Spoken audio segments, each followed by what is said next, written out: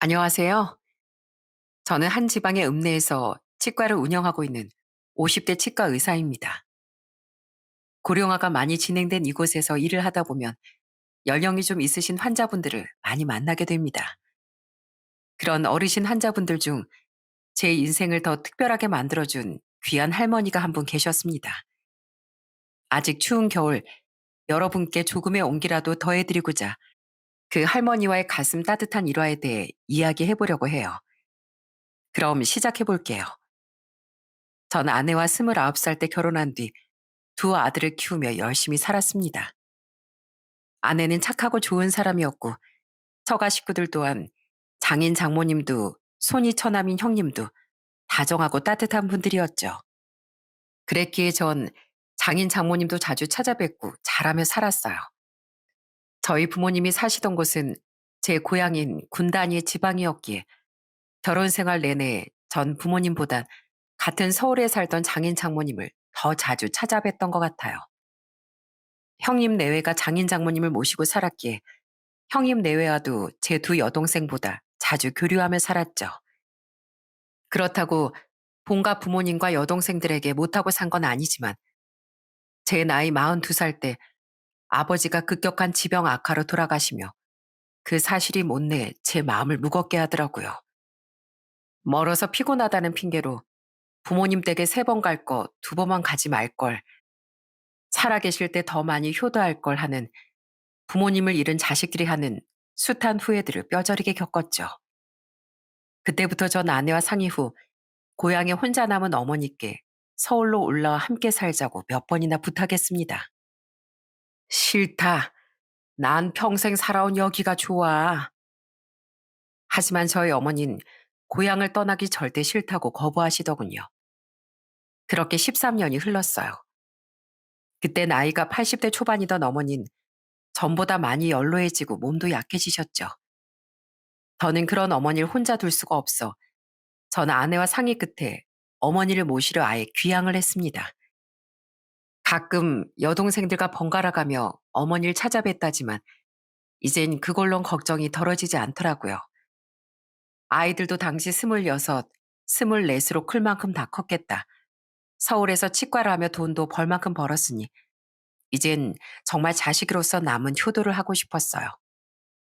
한 가지 서울 토박이던 아내에게 많이 미안했는데 아내는 오히려 자신도 죄책감이 들었다며 당연히 그래야 한다고 말해줬습니다.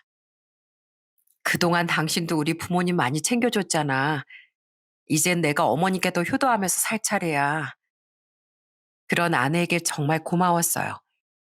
그렇게 전 나이 50대 중반에 귀향하여 어머니를 모시고 살게 됐습니다. 어머니도 처음엔 많이 미안해 하셨지만 집에서 사람 목소리가 자주 들리니 너무 좋다고 하시더군요. 특히 아내에게 고맙고 미안한 마음에 정말 잘해주셨기에 우리 세 식구는 아주 화목하게 지낼 수 있었어요. 그렇게 귀향하며 전 그 지방의 읍내 치과도 새로 개원했습니다. 전엔 전부 논밭이었는데 많이 개발된 동네 주변도 그렇고 제법 많이 발전한 읍내도 그렇고 세월이 참 많이 흘렀다 싶었어요. 그만큼 세월이 흘렀다고 또 하나 느낀 건 젊은 사람들 대부분이 이 지역을 떠났다는 겁니다. 저희 치과 환자들 대부분은 할머니, 할아버지들이었죠. 요새 좀 외진 지방엔 일할 젊은 사람들이 없다는데 그 말이 너무 잘 체감되더라고요. 노인분들만 남아서 불편한 것도 많고 힘든 일도 많으시겠다 싶어 전 좀 더 친절하게 환자들을 대하게 됐습니다. 뭐? 신경치료? 신경이라는 게 되게 위험한 거 아니야? 그걸 건드렸다가 나 큰일 나면 어떡해? 안 해. 나 안 해. 어르신, 그 예민한 신경을 잘 치료하기 위해 제가 치과대학도 나오고 경력도 많이 쌓은 거예요. 지금 치료 안 하시면 나중에 너무 아파서 잠도 못 주무실걸요? 그래? 막 돈 벌겠다고 아무렇게나 치료하는 돌팔이 나 아니지? 제가 설마 고향에 와서 저희 어머니도 여기뿐인데 그런 돌팔이 짓을 하겠어요? 자, 제가 안 아프게 치료해 드릴 테니까 믿고 맡겨주세요. 신경치료라는 말을 듣자 기겁하던 할아버지, 어금니를 치료하고 쉬어야 한다고 하니 그냥 내 이도 자연스레 수명이 다하게 두겠다며 거절하다 한 달 뒤 민망한 듯 다시 찾아온 할머니. 이가 너무 아픈 와중에 소주로 소독하면 낫는다는 이상한 민간요법을 듣곤 하루에 10분씩 3번을 소주를 입에 물고 계셨다던 할아버지 등등. 아무래도 옛날 분들이다 보니 이런 황당하고 재미있는 일화들이 참 많더라고요. 저는 그때마다 저희 어머니를 떠올리며 친절하게 설명해 드렸죠. 그럼 또 어르신들은 나중엔 원장님 덕분에 이가 싹 나았다며 직접 키운 농작물들을 선물로 가져다 주기도 했습니다. 그런 푸근한 인심에 저는 또 크게 보람을 느꼈어요. 그렇게 개원한 지 몇 개월이 지난 어느 날도 저는 평소처럼 환자들을 보고 있었습니다. 안녕하세요, 김순례님. 그리고 그날 전 김순례라는 70대 중반의 할머니 환자를 만나게 됐어요. 그 할머니는 앞니가 5개나 빠진 채로 임플란트 문의를 하러 오셨다더라고요. 할머니는 할머니 엑스레이 촬영 사진을 보고 있던 제게 조심스레 물으셨어요. 원장님, 제가 나이도 있는데 이거 치료할 수 있을까요? 그냥 대충 생긴 대로 살려고 했는데 이가 5개나 없으니 뭘 씻고 먹기가 너무 힘들더라고요. 근데 많이 비쌀까요? 할머니는 돈이 없으신 건지 처음부터 금액에 대해 걱정하시더군요. 전 우선 할머니 입안 상태를 다시 잘 확인해 봤어요. 다행히 엑스레이 사진 상태도 그렇고 실제 상태도 그렇고 할머니의 상태가 나쁘진 않더라고요.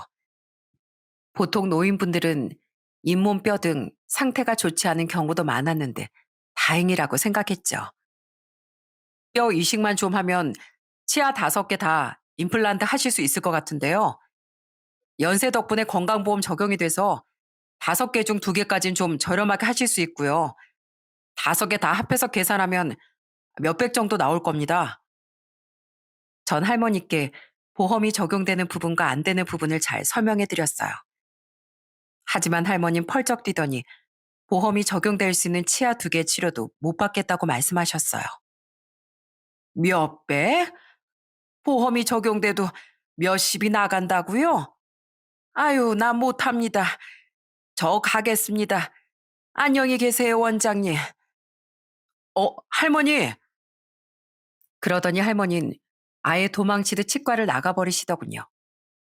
그날은 그렇게 할머니를 보내긴 했지만 마음이 너무 좋지 않았어요. 그렇게 할머니를 처음 만난 날 이후 장이 열린 어느 날, 전 어머니와 함께 장을 보러 가게 됐습니다. 그러다 노상에 앉아 나물과 채소를 팔고 있던 김순애 할머니와 우연한 재회를 하게 됐어요. 마침 어머니와 나물거리 좀 사려고 그 앞을 기웃거리던 전 할머니와 마주치고 깜짝 놀라 말을 걸었죠. 어? 할머니 안녕하세요. 저 기억하세요? 예? 누구신지. 저 저기 읍내에 있는 치과 원장이에요. 얼마 전에 저희 치과 오셨잖아요. 할머니는 제 얘기를 듣고 그제야 절 기억하셨습니다. 저는 그런 할머니께 여쭸어요. 할머니, 아무리 비싸다고 해도 그날 왜 그렇게 그냥 가버리셨어요? 그냥 보시다시피 제 사는 꼴이 이럽니다. 하루 벌어 하루 먹고 살기도 힘든데 어떻게 그런 사치를 하겠어요? 그냥 남은 이로 먹을 수 있는 것만 먹고 살면 되죠. 너무 안타깝긴 한데 그 이상 어떻게 해드릴 말이 없어 우선 그날은 나물만 사고 돌아섰습니다. 어머니도 할머니에게 작게 목례를 하셨어요. 할머니도 어색하게 웃으며 어머니에게 마찬가지로 짧은 눈인사를 하셨죠. 그냥 예의상 손님과 상인 사이로 인사하신 줄 알았는데 알고 보니 두 분은 서로 안면이 있는 사이시더군요. 할머니에게서 멀어지며 어머니가 그 할머니를 안다고 말씀하셨거든요. 에휴, 사람 일 참 모를 일이다. 왜요, 어머니? 저 할머니 아세요? 알다 마다. 저 양반 아주 유명했어. 아마 저 양반도 이 지역 사람이니 내 얼굴 정도는 알아서 인사한 걸 깨다. 유명하셨다고요? 그래. 전 양반 왕년엔 이 지역에서 모르는 사람이 없을 정도로 부자였어. 저 양반 시댁이 논밭을 엄청 가지고 있었거든. 그걸 다 저 양반 남편이 물려받았었어. 완전히 땅 부자였던 거지. 깜짝 놀랐습니다. 방금 장에서 나무를 팔고 있던 할머니의 모습과 어머니의 말씀이 잘 매치가 되지 않았거든요. 어머니는 과거 할머니 내외분이 부자였을 뿐 아니라 인품도 훌륭한 사람들이었다고 덧붙이셨어요. 있는 사람들이 더 인색한 경우도 많은 법인데 저 양반 내외는 참 선인들이었어. 가진 돈으로 좋은 일을 정말 많이 했었거든. 가난한 학생을 위해 대학교에 기부도 많이 하고 근처 보육원, 병원에도 기부를 진짜 많이 했어. 자기들 입으로 떠들고 다니진 않았는데 뭐 알 사람들은 다 알았지. 진짜 멋있는 분들이셨네요. 맞아. 저 양반 내외 덕에 국민학교, 중학교, 고등학교 졸업한 사람들도 참 많았어. 병원비 후원받은 사람들도 굉장히 많았지 아마. 근데 자식이 문제였어. 어머니는 혀를 끌끌 차며 할머니에게 닥쳤던 불행에 대해서도 말씀해 주셨어요. 저 양반한텐 너보다 좀 어린 아들이 둘이 있었거든. 나도 자세히 모르는데 저 양반 남편이 세상을 떠난 뒤에 저 집 큰아들이 사업한답시고 재산을 다 말아먹었대. 그 많은 재산을 말이야. 아무리 돈이 필요해도 정도껏 해야지. 그 아들이 아주 간이고 쓸개고 다 빨아먹었다나 봐. 그 양반 집까지 전부 다. 결국 쫄딱 망해서 저 양반 지금 되게 허름한 집에서 입에 풀칠만 하고 산다고 하더라고. 그래요? 아, 그럼 아들들은요? 모르지 뭐. 그 뒤론 보이지도 않는다고 하더라. 저 양반이 나보다 나이가 한 7살인가 어린 걸로 알고 있는데 젊을 적엔 얼굴도 뽀얗고 예뻤어. 좋은 일 많이 하고 산 양반인데 에휴 하늘도 무심하시지. 그렇게 큰아들 챙겼다는데 결국 그 큰아들 때문에 쪽박을 찼으니 참 안타까운 일이야. 그러니까 종원이 너도 자식들 잘 키워야 돼. 그러니까 전 어려서 잘 몰랐던 모양인데 할머니는 원래 이 지역에서 많이 유명한 분이었던 겁니다. 그런 좋은 분이 처한 안타까운 상황에 집에 돌아와서도 마음이 정말 좋지 않더라고요. 그날 이후로도 전 쭉 그 할머니가 마음에 걸렸어요. 그 무거운 마음을 떨치지 못하고 결국 저는 다음 장이 섰날 할머니를 찾아갔죠. 그리곤 그날도 나무를 팔고 계시던 할머니에게 말을 걸었어요. 할머니, 오늘 많이 파셨어요? 아이고, 원장님, 또 오셨어요? 나물 사시려고요? 네, 오늘은 여기 있는 거 전부 주시겠어요? 제가 다 사갈게요. 예? 아니에요. 그럴 필요 없어요. 할머니는 제가 그 나무를 다 산다고 하자 놀라며 두 손을 내저으시더군요. 전 그런 할머니께 웃으며 말했어요. 제가 나무를 워낙 좋아해서 그래요. 저번에 사간 나물들이 너무 맛있더라고요. 저희 어머니도 맛있어 하셨고요. 제가 먹고 싶어서 사려는 건데 안 파시게요? 아휴, 그렇다면야 뭐 할 말은 없지만 고맙습니다. 이렇게 팔아주셔서 오늘은 사실 거의 하나도 못 팔았거든요. 요즘엔 젊은 사람이고 노인이고 할 것 없이 저한테 잘 안 사요. 다 마트 가서 사려고 하지. 결국 할머니는 제게 고마워하며 나무를 전부 싸주셨습니다. 전 할머니께 나물값을 지불한 뒤 할머니를 찾아간 본론을 꺼냈어요. 저기 할머니, 저번에 그 임플란트 비용 있잖아요. 제가 자꾸 마음에 걸려서 도와드릴 수 있는 방법을 좀 찾아봤거든요. 근데 이번에 제도가 바뀌어서 정부에서 이젠 어르신들에게 딱 5개까지 무료로 임플란트 치료비를 지원해 준다고 하더라고요. 제가 바뀐 제도를 아직 잘 모르고 있었나 봐요. 죄송해요. 그래서 다시 치과에 오시면 제가 무료로 치료해 드릴 수 있습니다. 예? 정말요? 우리나라에 그렇게 감사한 법이 있었어요? 예, 정말이에요. 정말 공짜예요? 제가 진짜 돈이 없어서 그런데 정말 무료로 치료받을 수 있어요? 네, 그러니까 꼭 시간 내서 치료받으러 오세요. 아셨죠? 예, 감사합니다. 정말 감사합니다. 그런 제 말에 할머니는 너무 좋으셨는지 눈물까지 글썽거리며 허리 숙여 인사를 하셨습니다. 전 그제야 무거웠던 제 마음이 가벼워져 자리를 떠났죠. 사실 법이 개정됐다는 건 하얀 거짓말이었어요. 저는 할머니의 사정을 듣고 마음이 아파 제 사비를 들여 할머니를 치료해 드리기로 마음먹었던 거예요. 아내에게 허락을 미리 구했더니 아내도 정말 좋은 생각이라며 절 칭찬해 주더군요. 그 후 할머니는 기쁘게 치과를 다시 찾아오셨고 이후 몇 개월의 시간이 걸리긴 했지만 저는 할머니의 치아를 치료해 드릴 수 있었어요. 그 기간 동안 전 장이 열리는 날이면 장에 가서 할머니의 나무를 모조리 쓸어 담아 오기도 하고 할머니의 치아 상태도 꼼꼼히 체크해 드렸어요. 그 덕분에 한동안 저희 집엔 나물 반찬이 넘쳐났었죠. 어머니는 아내와 함께 나물로 온갖 요리를 하며 저를 칭찬해 주셨어요. 그래, 돈은 그렇게 쓰라고 버는 거다.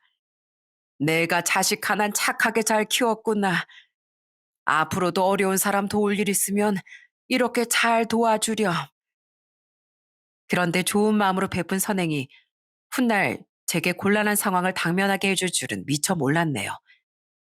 치료가 전부 끝난 지 얼마 안 됐던 어느 날, 할머니는 자신의 또래인 다른 할머니 두 분을 저희 치과로 보내주시더군요.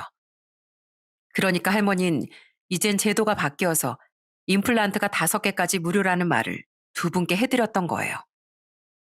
여기로 오면 임플란트 무료로 해준다면서요? 김 씨가 우리한테 아주 좋은 정보를 말해줬지 뭐예요. 네? 그게요? 마음씨 착한 김순애 할머니는 좋은 마음으로 두 분께 제가 했던 거짓말을 전해주셨던 겁니다. 하지만 전 정말 곤란했죠. 전 하는 수 없이 두 분께 제 하얀 거짓말에 대해 털어놓을 수밖에 없었어요. 사실은요, 순례 할머니 사정이 좋지 않은 걸 알고 제가 사비로 도와드렸던 거예요. 정말 죄송합니다. 솔직히 전 그때 할머니들이 아우성을 치실 줄 알았습니다. 나도 사정이 어려워.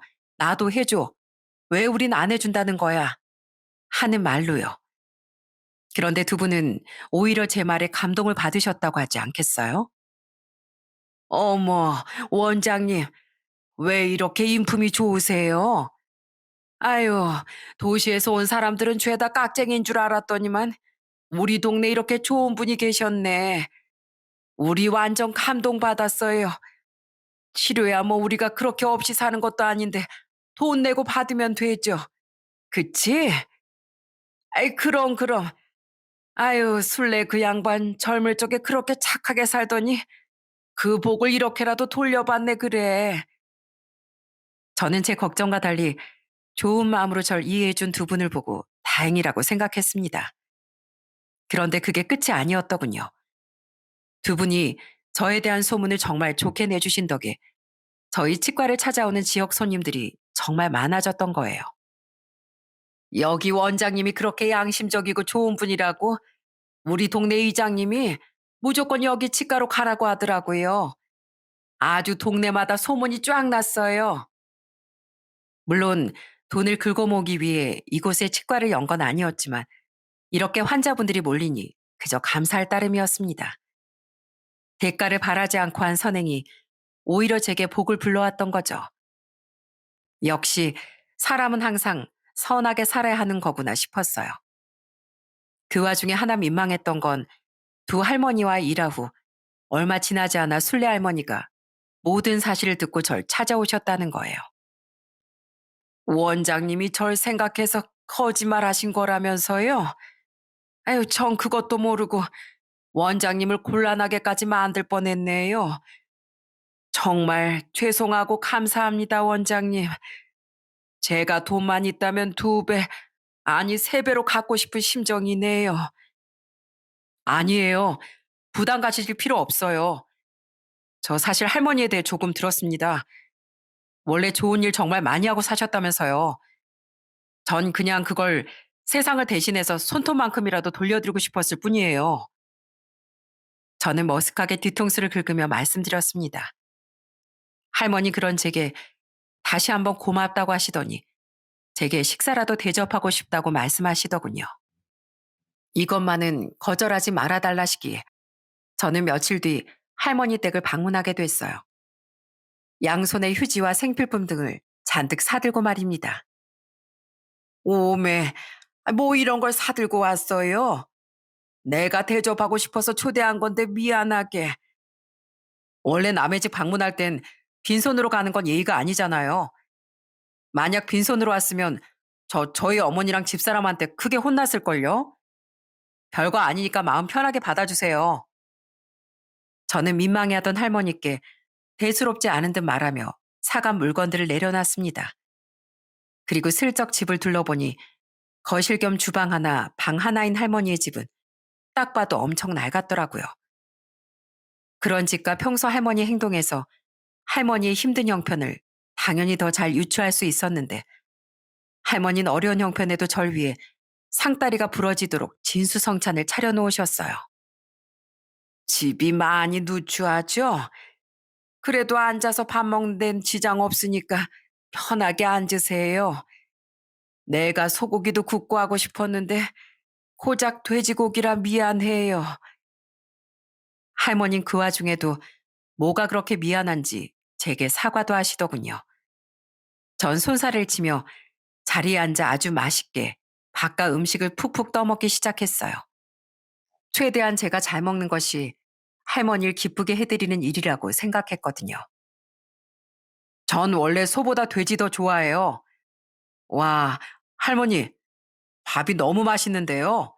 이거 다 먹겠어요. 저 오늘 여기서 나갈 때 2kg는 불어있겠는데요. 입에 맞아요. 다행이네요. 많이 먹어요. 할머니 먼저 드시라고 말해도 제게 그저 음식을 권하기만 하셨습니다. 할머니는 절 흐뭇하게 바라보다 잠시 뒤에 안심한 듯 자신도 수저를 드셨죠.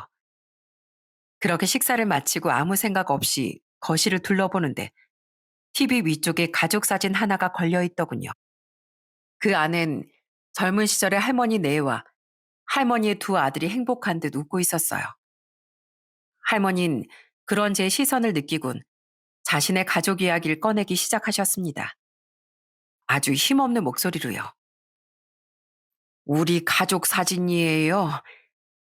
저 때 나도 아직 젊고 예뻤고 우리 바깥 양반도 정정했었죠. 우리 남편 참 좋은 사람이었는데 그놈의 심장마비 때문에 너무 갑자기 가족 곁을 떠나버렸어요. 그게 우리 큰아들이 35살 땐가 그랬으니까 벌써 시간이 한참 흘렀네요. 그리고 그때부터 내 인생이 무너지기 시작했어요. 할머니는 제가 어머니께 얼추 들었던 자신의 과거 이야기를 꺼내놓으시더군요. 할머니는 원래 굉장히 똑똑했던 큰아들을 5살 터울인 작은아들보다 좀 더 챙기는 경향이 있으셨다고 해요. 물론 그렇다고 내가 우리 작은애를 덜 사랑하거나 한 건 아니었어요. 큰애는 어릴 적부터 공부도 잘하고 명문대도 가곤 했으니까 더 기특해 하긴 했지만요. 우리 작은애는 공부도 잘 못해서 대학도 못 갔지만 그래도 심성은 참 착한 아이였죠.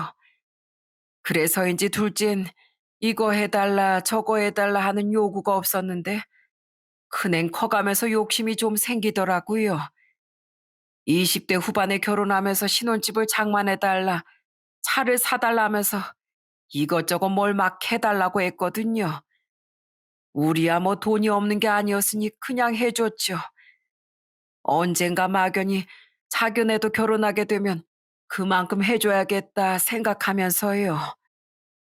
할머니는 자식들에 대한 말을 하며 한숨이 더 잦아지셨습니다. 할머니는 후회 어린 표정으로 말을 이으셨어요. 그런데 큰애가 우리 남편이 세상을 떠난 지 몇 해 뒤에 회사를 그만두고 사업을 하고 싶다고 했어요. 그리고 나한테 이번엔 사업 자금을 좀 대달라고 하더라고요. 난 똑똑한 우리 장남 말이면 다 옳은 줄 알고 그 뒤로 사업 자금을 계속해서 대줬어요. 조금만 더 투자하면 될 것 같다. 지금의 위기만 넘기면 정말 대박 날 거다. 이런 큰아들 말을 믿으면서요. 그래서 난 점점 가지고 있던 땅도 다 팔아서 큰아들을 도와줬어요. 그땐 그냥 애가 힘들다니까 믿고 계속 도와줬던 건데 그게 우리 작은 아들한텐 굉장히 서운했었나 봐요. 할머니는 감정이 북받치셨는지 눈가에 눈물이 차오르시더군요. 전 그런 할머니께 얼른 휴지를 뜯어 건네드렸어요.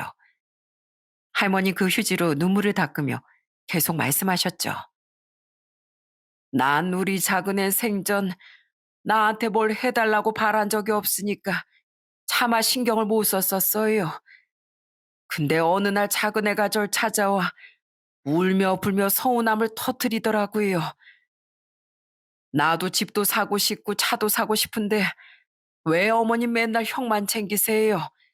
형한테 그렇게 다 퍼주시고 나중에 저한테는 아무것도 안 해주시려고요? 어머니 왜 항상 형만 생각하세요? 이렇게 소리치는데 그제야 아차 싶더라고요. 얘가 순해서 말을 못한 거지 나한테 계속 서운했었구나.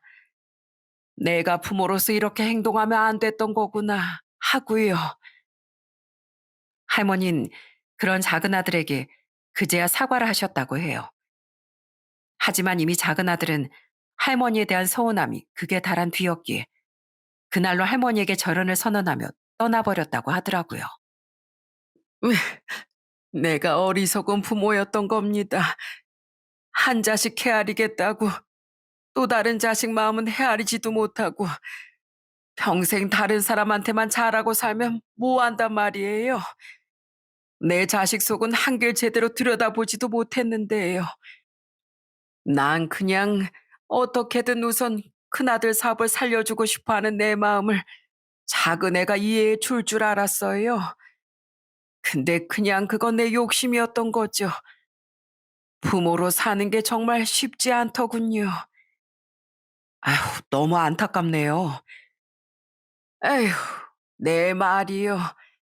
심지어 나중엔 중내사내하게 집까지 팔아서 돈을 대줬는데 결국 큰아들 사업은 폭삭 망하고 말았어요.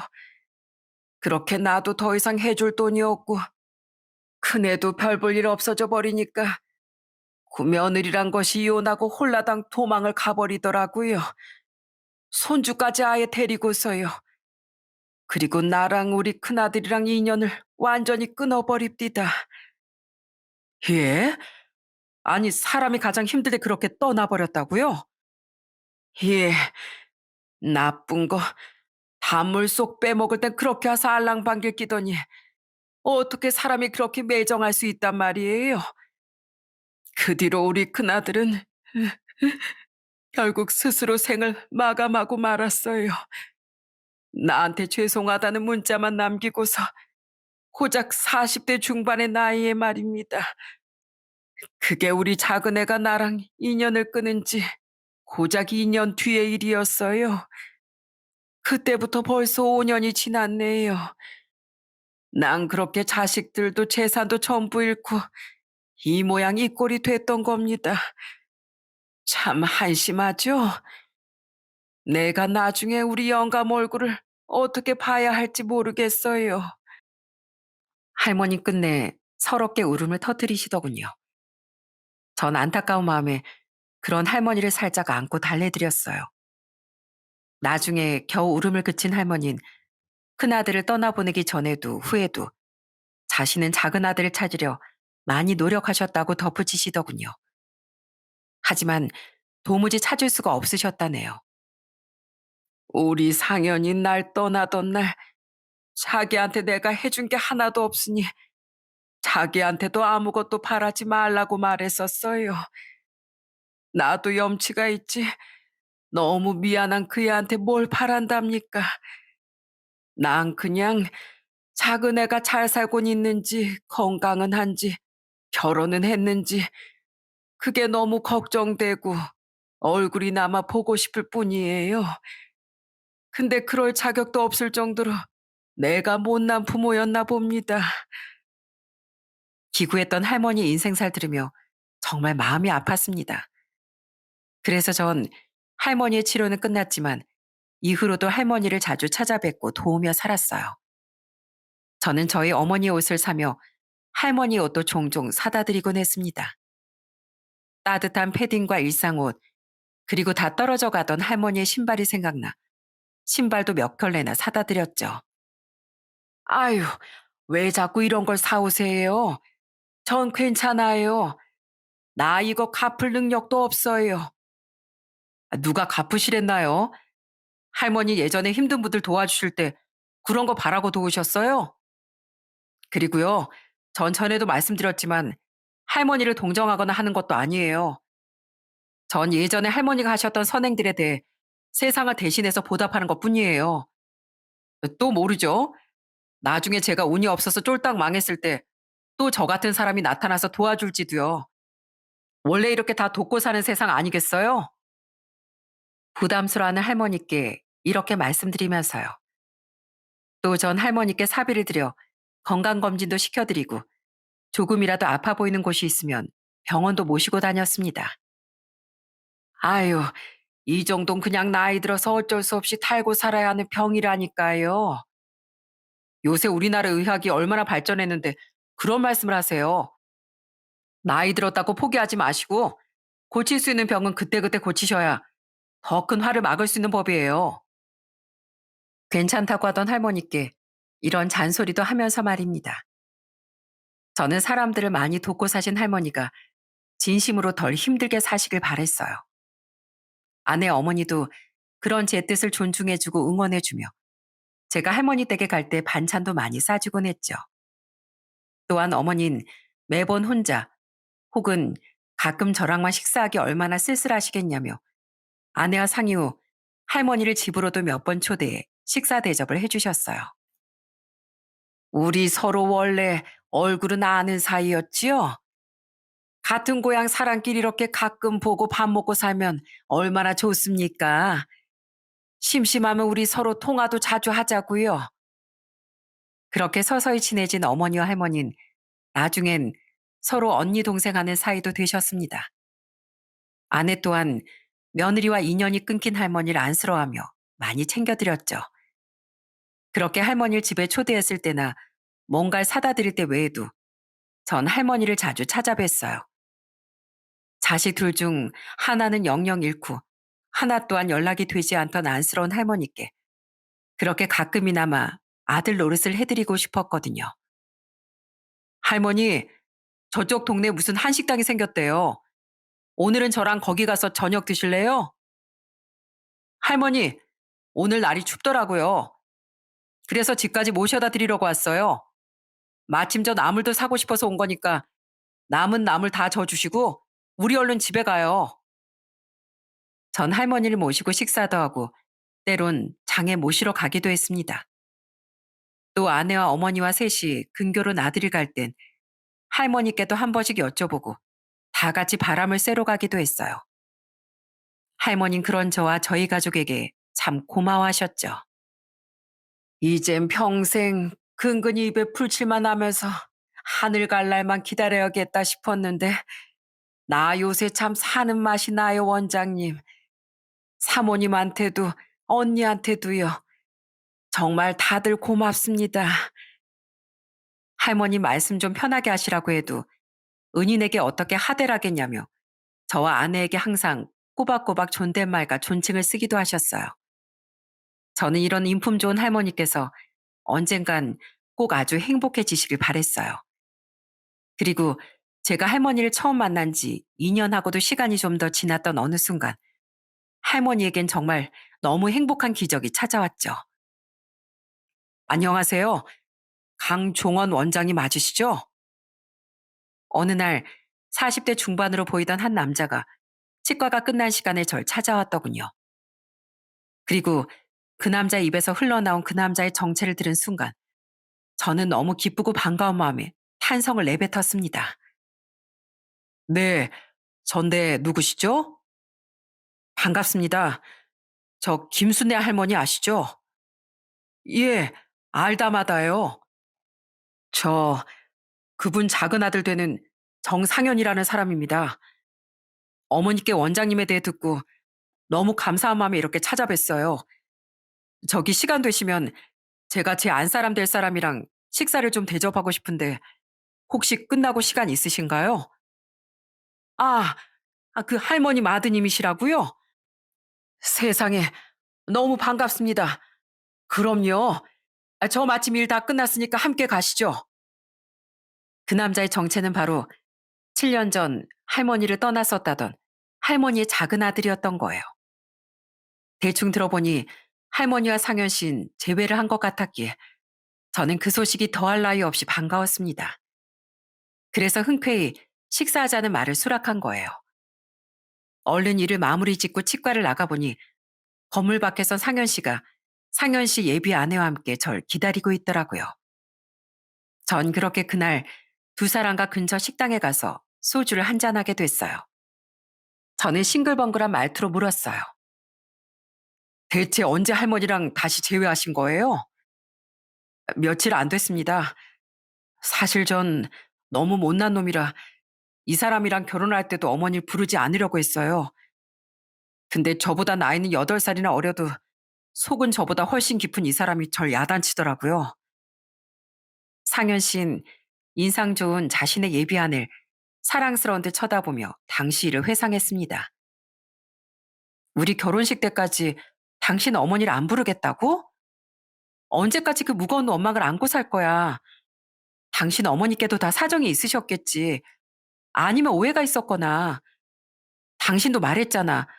당신 어머님 사람들도 많이 돕던 천사 같은 분이셨다고. 그런 분이 자식들을 차별했을 리도 없고 그냥 당신 형을 돕기에만 마음이 급급하셨던 걸 수도 있지 않겠어? 당신 형도 세상 떠났고 당신 어머니 재산도 전부 사라졌다며. 그럼 지금 당신 어머니 혼자 얼마나 외롭고 쓸쓸하게 살고 계시겠어. 자식이 돼서 그러면 안 돼. 어머니가 버젓이 살아계시는데 혼주석을 비워두는 그런 짓 난 용납 못해. 상현 씨 예비 아낸 할머니에게 여전히 마음이 상해했던 상현 씨를 호되게 야단쳤던 겁니다. 상현 씨는 부끄러운 듯 말을 이었어요. 그때 이 사람한테 야단맞던 와중에 이 말이 제 뒤통수를 쾅 때렸어요. 부모님이 주신다면야 감사하게 받을 일이지만 부모님이 자식에게 뭔가를 해주는 게 당연한 건 아니라는 말이요. 그 말이 제 흐려진 눈을 번쩍 뜨이게 만들더라고요. 저는 과거에 왜 어머니가 형에게 준 것들을 제게 똑같이 주시지 않는다고 애처럼 서운해했던 걸까요? 분명 어머닌 저도 형처럼 부족함 없이 먹이고 입히면서 키워주신 걸로 이미 부모님의 의무를 다 하셨는데요.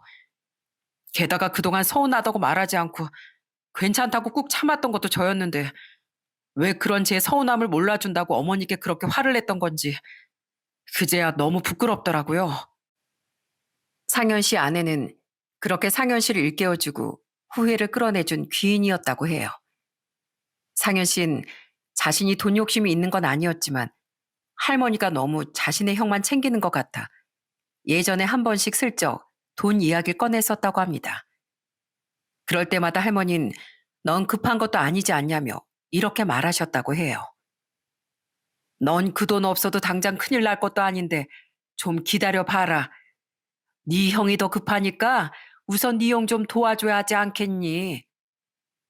상현 씨는 그렇게 항상 자신보다 형이 먼저라고 말하던 할머니에게 서운함을 느끼다 그 서운함이 쌓이고 쌓여 원망이 됐다고 말했어요. 게다가 당시 자신도 사회생활을 하다 보니 어느새 돈의 노예가 되어 더욱 그런 서운함을 느꼈던 것 같다고 하더라고요. 그렇게 상현 씨는 자신의 예비 아내 덕에 뒤늦게 잘못을 뉘우치고 용기를 내 결혼을 앞두고 다시 할머니를 찾아왔던 거예요. 그렇게 찾아간 어머니 집을 보고 그 자리에서 오열했습니다. 어머니가 그 정도로 힘들게 사셨을 줄은 정말 몰랐어요. 그렇게 허름한 곳에서 없이 사시는 동안 전 쾌적한 집에서 배 따시게 잘 살고 있었다는 사실이 너무 죄송하고 마음 아팠어요. 그런데 어머니는 영 끄는 자식 주제에 왜 왔냐고 화 한 번 안 내시고 울면서 이러시는 거예요. 고맙다. 이애미, 네 형 곁으로 가기 전에 이렇게 얼굴 보여줘서 정말 고마워. 어디 아픈 데는 없고 밥은 잘 먹고 다니는 거야? 얼굴이 좀 상한 것도 같은데 잘 지내고 있는 거 맞아? 상현 씨는 자신을 보자마자 자신부터 먼저 걱정해주던 할머니의 말에 큰 부끄러움과 후회를 느꼈다고 하더군요. 또 그때가 떠오르는지 상현 씨는 찔끔 나온 눈물을 훔치며 말했어요. 정작 속물적이고 한심했던 사람은 저였다는 걸 그날 어머니를 뵙고 다시 한번 뼈저리게 깨달았어요. 부모님을 돈으로만 봤던 사람은 오히려 저라는 걸요. 그래서 어머니께 무릎 꿇고 제가 느낀 거, 제가 후회한 것들 모두를 털어놓고 진심으로 용서를 빌었어요. 천사 같은 저희 어머니는 그런 제게 꾸지람 한 번 없이 오히려 자신이 너무 큰 죄인이었다고 사과를 해주시더라고요. 부모인 자신이 먼저 제가 서운하지 않게 잘 챙겨줬어야 했다면서요. 그렇게 상현 씨 할머니는 해묵은 감정과 오해를 밤새도록 풀며 7년 만에 화해를 했다고 합니다. 그리고 모든 것이 다 자신의 예비 며느리 덕이었다는 걸 들은 할머니는 이후 상현 씨가 인사시키려 데려온 상현 씨 예비 아내 손을 잡고 크게 감사를 표하셨다네요. 상현 씨 예비 아내는 계속 자신의 칭찬이 나오자 민망한 듯 이렇게 말했어요. 제가 뭐라도 된 듯 무작정 이 사람을 훈계하려고 한 게 아니고요. 상현 씨가 원래 자기 어머니를 굉장히 많이 그리워했었어요. 어머니 이야기만 나와도 눈물 흘리고 부모님 관련된 영화나 드라마는 아예 보지도 못했어요. 마음 아프다면서요. 게다가 언젠가 달력을 계속 보길래 왜 그런가 했더니 며칠 뒤가 자기 어머니 생신이라 자기도 모르게 달력을 봤다고 하는 거예요. 그렇게 내심 자기 어머니를 그리워하던 사람이었으니 이러다 나중에 더 후회할까봐 제가 말을 좀 강하게 했던 거예요. 이 사람이 워낙 마음 여리고 착한 사람이라서요. 제 덕에 두 사람이 화해한 게 아니라 저는 내심 후회하고 어머님을 그리워하면서도 용기를 못 내던 상현 씨의 등을 좀 떠밀어 준 것뿐이에요. 그렇게 서로를 칭찬하고 위해주는 두 사람의 모습이 정말 보기 좋았어요. 상현 씨는 그렇게 말하는 자신의 예비 아내를 보고 웃으며 이렇게 덧붙였습니다. 제가 아내 될 사람을 분에 넘치게 잘 만난 거죠. 그리고 어머니께 원장님과 원장님 가족분들이 그동안 큰 도움을 주셨다는 말을 듣고 이렇게 감사 인사를 드리고 싶어서 둘이 같이 찾아온 거예요. 원장님, 자식인 저도 외면했던 저희 어머니 힘들 때 많이 챙겨주셔서 정말 감사드립니다. 평생 이 은혜 잊지 않을게요. 그때 상현 씨는 제가 무료로 도와드렸던 할머니 임플란트 비용보다 더 많은 돈이 담긴 돈 봉투를 제게 건네주려 하더군요. 저는 그 돈을 정중히 거절했어요. 그냥 받아주세요, 원장님. 제가 형편이 넉넉진 않지만 그래도 저희 어머니를 도와주신 값은 직접 보답하고 싶어요. 아유, 아닙니다. 항상 할머니께도 말씀드렸지만 전 정말 뭔가를 바라고 한 일이 아니에요. 그 돈을 받으면 제 선행의 의미가 퇴색될 것 같아요. 대신 상현 씨도 나중에 어려운 사람을 보게 된다면 그 돈으로 그분을 도와주세요. 젊은 시절 할머니처럼 좋은 마음으로요. 전 그거면 됩니다. 부탁드립니다. 저희 어머니 그렇게 좋게 봐주셔서 진심으로 다시 한번 감사드립니다. 대신 오늘 여기 술값은 제가 진짜 크게 쏠게요. 많이 드세요, 원장님. 마음이 여린 사람이었는지 상현 씨는 다시 눈물을 글썽거리다 호기롭게 소리쳤습니다.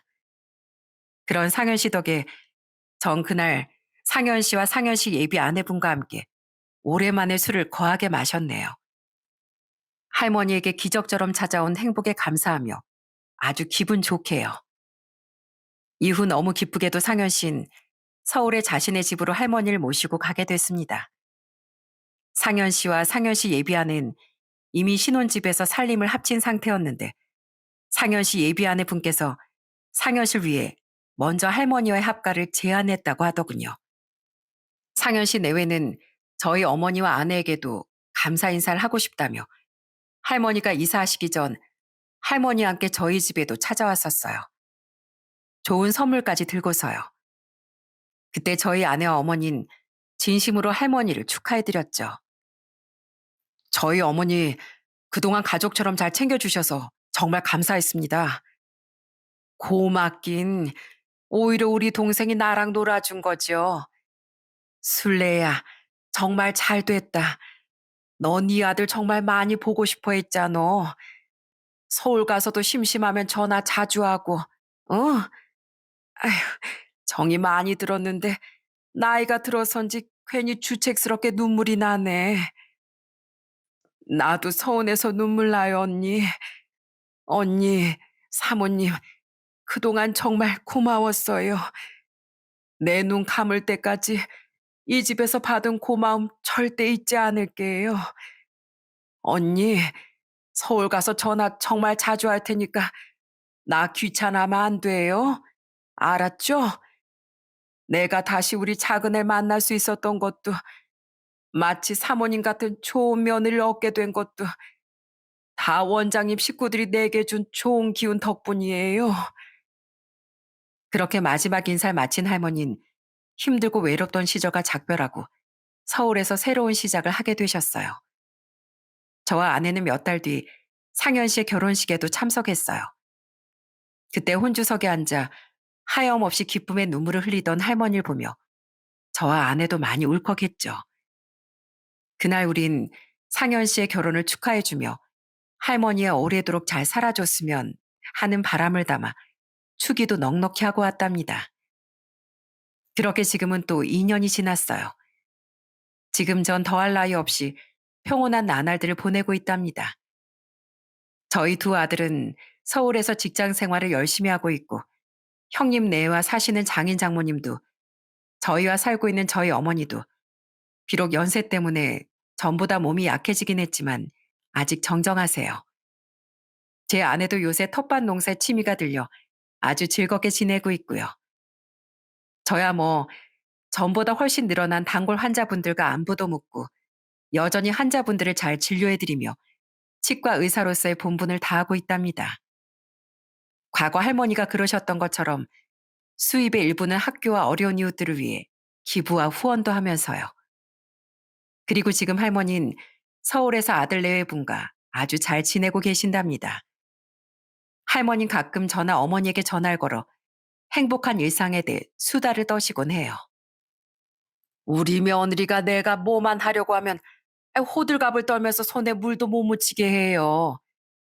내가 무슨 복이 있어서 그런 착한 애를 며느리를 얻었는지. 지지난주 주말엔 아들이랑 며느리랑 같이 물가에도 놀러 다녀왔는데 우리 아들이 글쎄 날 업어주기까지 했다니까요. 주위 사람들이 효자라고 다 날 부러워하는데 괜히 어깨가 엄청 으쓱했어요. 아, 그리고 내가 그거 말했나? 우리 며느리 드디어 임신했대요. 그저께 산부인과에서 임신 5주 차라고 했대요. 나 이제 할머니 돼요, 원장님. 이따가 언니한테도 전화 따로 해서 자랑하려고요. 이렇게 행복하다 못해 곧 손주까지 만나보게 되실 할머니의 이야기를 듣고 있노라면 제 입가에도 웃음이 피어있곤 합니다. 할머니는 지난 2년간 두 번쯤 아들 내외와 함께 저희 집에도 놀러 오셨어요. 정이 많이 들어 저희 어머니가 할머니를 많이 보고 싶어 하셨는데 그걸 알고 상현 씨 내외가 시간을 내준 거죠. 그때 서로 너무 반가워하던 두 분을 보니 인연이라는 게 이렇게 신기하고 감사한 거구나 싶더라고요. 그렇게 할머니만 저희 집에 오셨던 게 아니라 몇 달 전엔 저희도 어머니를 모시고 서울의 상현 씨 집을 방문했었습니다. 아이들이 주로 저희를 보러 내려오긴 했지만 겸사겸사 어머니께서 더 연세 드시기 전에 서울 구경도 오랜만에 시켜드릴 겸 저희가 어머니를 모시고 아이들이 함께 살던 전셋집으로 놀러 갔었거든요. 겸사겸사 그때 상현 씨 내외가 우릴 저녁 식사에 초대해줘서 놀러 갔던 거죠. 언니, 여기 아파트 단지에 산책로도 되게 잘 돼 있어요. 내가 이 아파트 공원 구경시켜 드릴게요. 그리고 오늘 맛있는 것도 많이 먹고 재밌게 놀다 가요. 그래, 고맙다. 너 여기서 잘 살고 있는 것 같아서 나도 참 좋다. 그날 가서 보니 할머니께서 예상보다도 훨씬 잘 지내고 있는 것 같아 마음이 참 좋더군요. 그렇게 할머니뿐만 아니라 상현 씨도 제게 한 번씩 형님, 형님 하며 안부 연락을 해오곤 해요. 이렇게 제가 할머니께 베푼 작은 마음은 감사하고 커다란 인연이 되어 저희 가족에게 돌아왔습니다. 저는 이 기적 같은 인연을 앞으로도 오래오래 소중히 여기며 살아가려고 해요. 그리고 다른 어려운 이웃분들께서도 계속 선행을 베풀며 이런 소중한 인연이 또 찾아오길 기대해 보려 합니다. 제가 할머니의 일로 느낀 건 제가 베푼 선행은 결국 더 큰 기쁨이 되어 제게 돌아온다는 겁니다. 소중한 인연이 주는 것만큼 크고 행복한 기쁨도 드문 법이니까요.